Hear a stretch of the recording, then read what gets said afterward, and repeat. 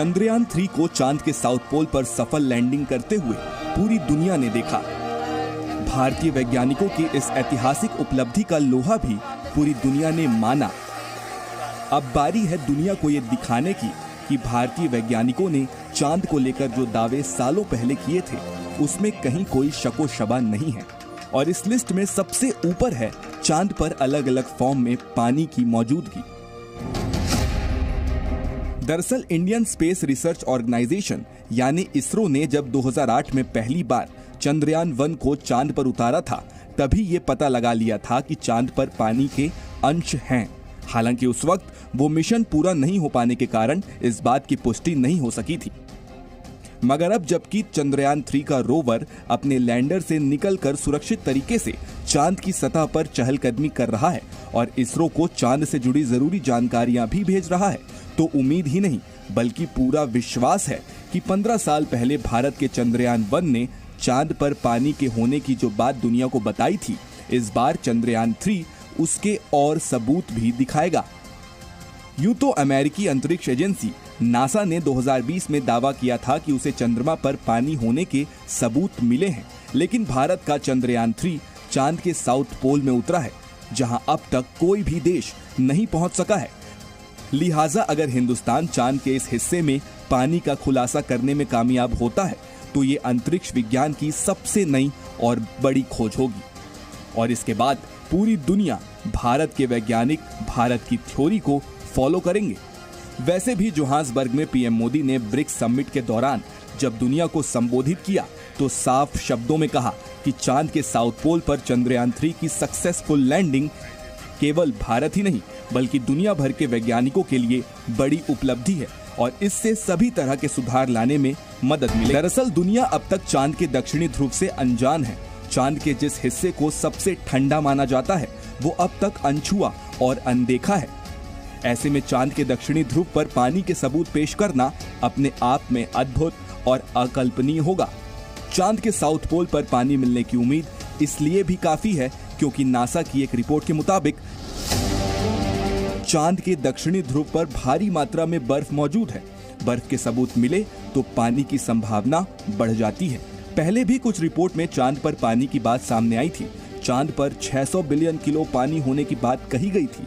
इतना पानी जो कि करीब 2.5 लाख स्विमिंग पूल के बराबर है।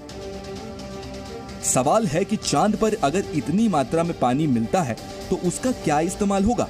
आखिर किस तरह ये फायदेमंद साबित हो सकता है? तो आपको बता दें कि पानी मिलने के बाद चांद पर जिंदगी की संभावना बढ़ जाएगी। अंतरिक्ष में ऐसी जगहें बढ़ जाएंगी जहां बेस बनाया जा सकेगा। चांद पर स्थायी आवास बनाने की योजना को मजबूती मिलेगी। बर्फीले पानी की सतह अर्थव्यवस्था के नए आधार तैयार करेगा। चांद पर भेजे गए रॉकेट के लिए ईंधन बनाना भी आसान हो जाएगा। ऐसे में अगर भविष्य में चंद्रमा पर रिसर्च करने वाले धरती पर लौटना चाहेंगे तो वो पानी से हाइड्रोजन और ऑक्सीजन को अलग कर सकेंगे और उसका इस्तेमाल ईंधन के तौर पर कर सकेंगे। और ये ईंधन चांद पर कोई रॉकेट भेजने की तुलना में काफी सस्ता होगा। जाहिर है चांद पर पानी और जीवन की तलाश इंसान दशकों से करता आ रहा है। ऐसे में भारत का चंद्रयान 3 उन तमाम तलाश और खोज का अंत ना सही मगर शुरुआत जरूर हो सकता है। चांद पर चंद्रयान 3 अब इंडिया की चांदी। इसरो को मिला खजाना, मैन मिशन अगला निशाना। चंद्रयान 3 ने सिर्फ चांद पर कब्जा नहीं किया बल्कि उस खजाने को भी हासिल कर लिया है जो भारत और भारत की स्पेस रिसर्च ऑर्गेनाइजेशन पर धन वर्षा कर सकता है। दरअसल चंद्रयान 3 के जरिए इसरो का मकसद चांद पर सिर्फ जल, जीवन और खनिज की खोज करना नहीं है। दरअसल चांद पर जानकारियों का असीम भंडार है जो साइंटिफिक रिसर्च के लिहाज से बेशकीमती है और यही जानकारी का भंडार इसरो के लिए दुनिया भर के खजाने के द्वार खोल देगा।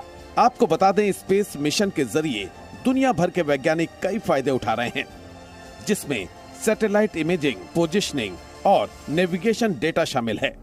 मगर साइंटिफिक रिपोर्ट्स बताती हैं कि अब अंतरिक्ष अर्थव्यवस्था का बड़ा फैक्टर बनता जा रहा है यही वजह है कि सिर्फ भारत ही नहीं बल्कि अंतरिक्ष की तरफ बढ़ रहे अमेरिका, चीन और रूस जैसे तमाम देश चांद पर पैर जमाना चाहते हैं।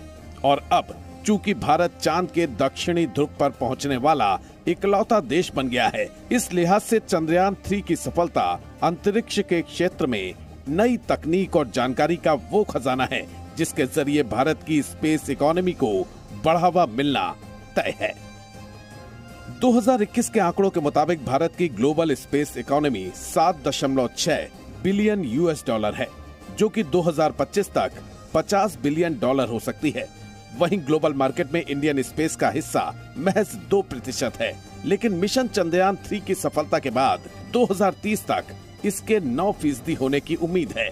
इस वक्त अमेरिका इंडियन स्पेस के 40% शेयर के साथ ग्लोबल मार्केट में पहले नंबर पर काबिज है, जबकि दूसरे नंबर पर ब्रिटेन है जिसका मार्केट शेयर 7% है।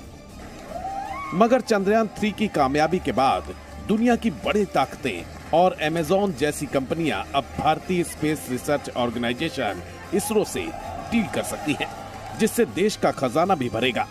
वैसे तो इसरो चीफ सोमनाथ ने चंद्रयान 3 की सफलता के साथ ही चांद पर मैन मिशन जैसी भविष्य की योजनाओं के संकेत भी दे दिए हैं। का ये बयान चांद पर उस ऐतिहासिक सफलता के बाद आया जिसने दुनिया की बड़ी बड़ी स्पेस एजेंसियों के सामने इसरो की ताकत का सबूत पेश किया है।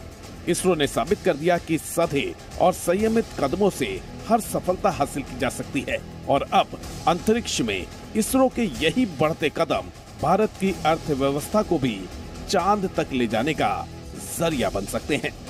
आप देख रहे हैं YouTube जनरल नॉलेज। आपको वीडियो अच्छा लगा तो ऐसे ही और वीडियो देखने के लिए चैनल को सब्सक्राइब कर ले। Thank you.